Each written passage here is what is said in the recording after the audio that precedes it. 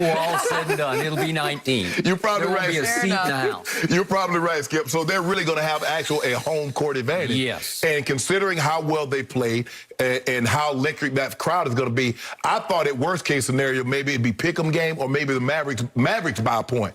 But I guess if the Fox bet believe that the Clippers are still the better team. And that was two anomalies.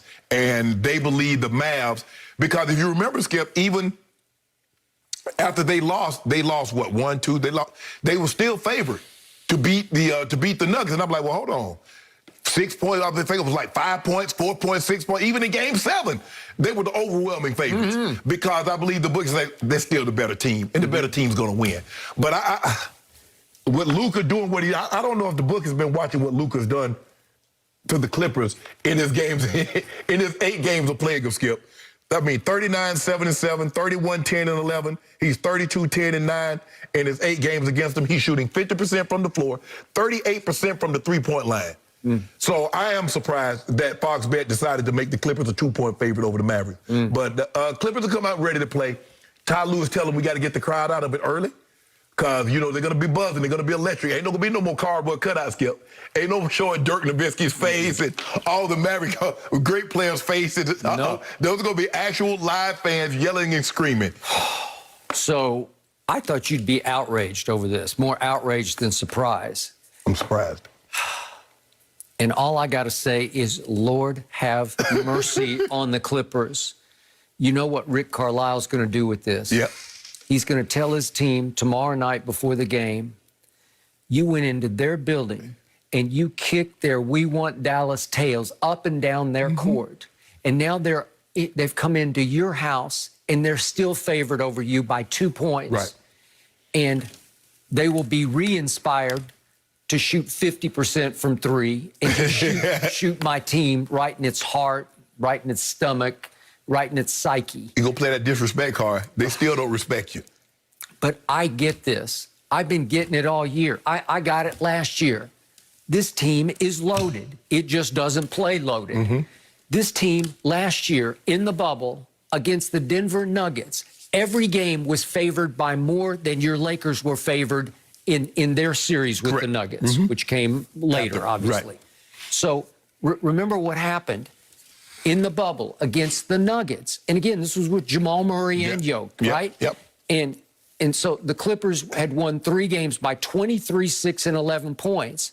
And then in the next, the 3 closeout games, 5, 6, and 7, they're ahead by 16, 19, and 12 and cannot close any of those 3 deals. Well, that shows you firepower, right? Yep. But it shows you something is missing. I thought the something was playoff Rondo, but that has not been the case so far. I'd like to see him play more than 22 or 3 minutes a game. I'd like to see him start and finish Actually, the game. Reggie Jackson and Pat Bev are playing more minutes than Rondo. Okay, I don't get that. But the point is, in game number 1, here at Staples, they're 6.5-point favorites. That's about right to me. I get that.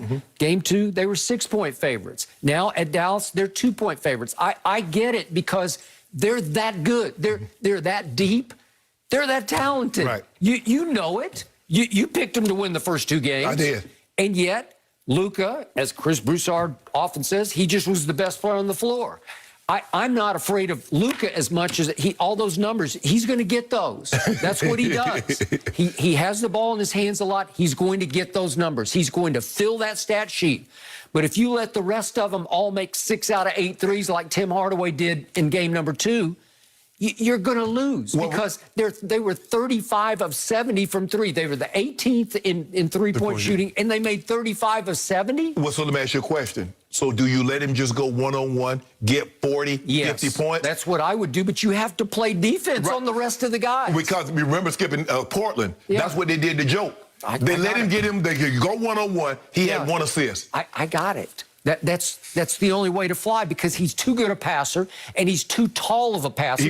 He's like Magic. He can just see, or like LeBron. They can see over everything. He's going to see over Pat Bev. He's going to see over. You can see it like an offensive coordinator sitting upstairs in the press box can see it. You can see who's open. Right. So he just goes up. He's not a leaper, but he can just go up and throw a 2-handed overhead pass to whomever is open. Right. And if they're going to make those shots, it's like Russell said, the hard part is get the assist because they have to close the deal Right. for you.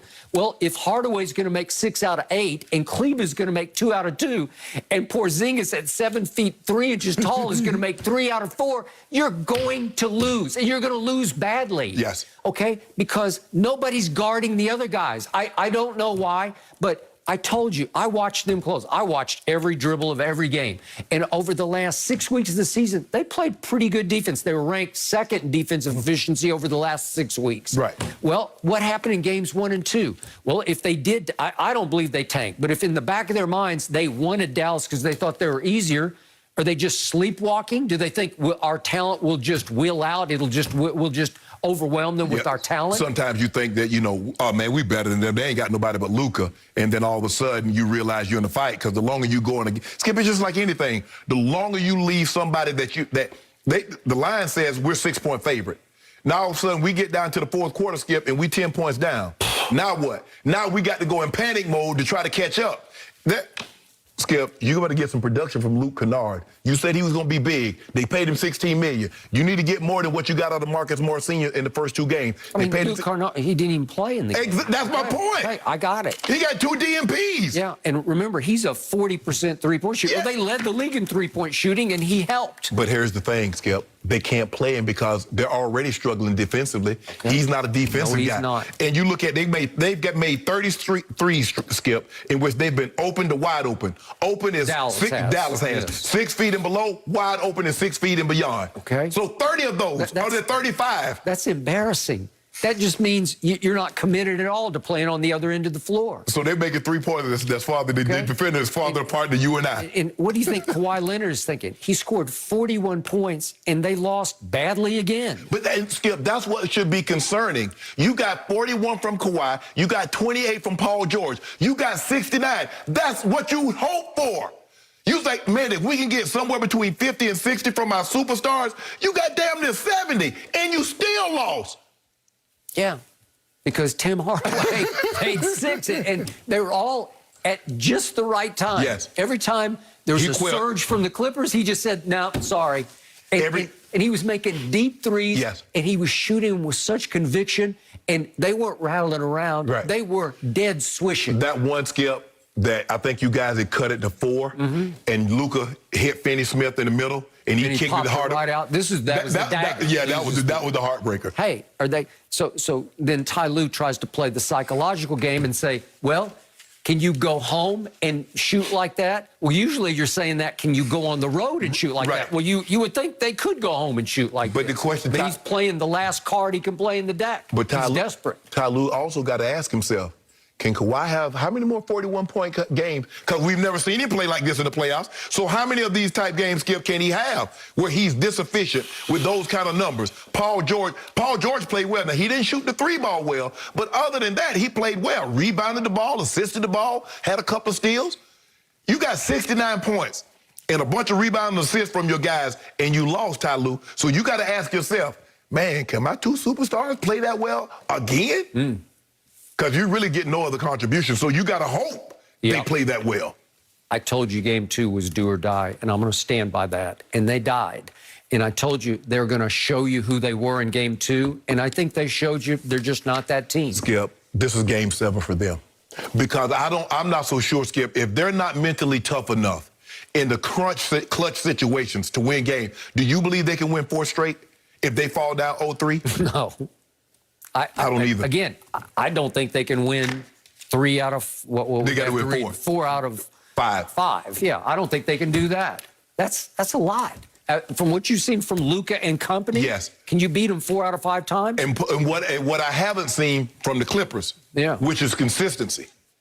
On defense or offense. I'm not seeing the ball movement. I thought Rondo would have the ball. Man, moving. Rondo was yelling at Paul George. You're yelling at Serge. Serge was yelling back. Yep. I told you it's just going to be a battle tap, Rondo. Like, man, I see why you guys don't listen. Y'all head hard. Yet the odds makers' heads are hard, too, because they're just sitting back saying, you guys are just better. Yeah. You're just better. They're trying to get some of their money back, Skip. Is that what it is? They're trying to get some of their money back, yeah. Maybe. I've been waiting all show to ask you guys about this. Is Tom Brady and Aaron Rodgers rivalry going a step further off the field? We're going to give you the latest trash talk between the two.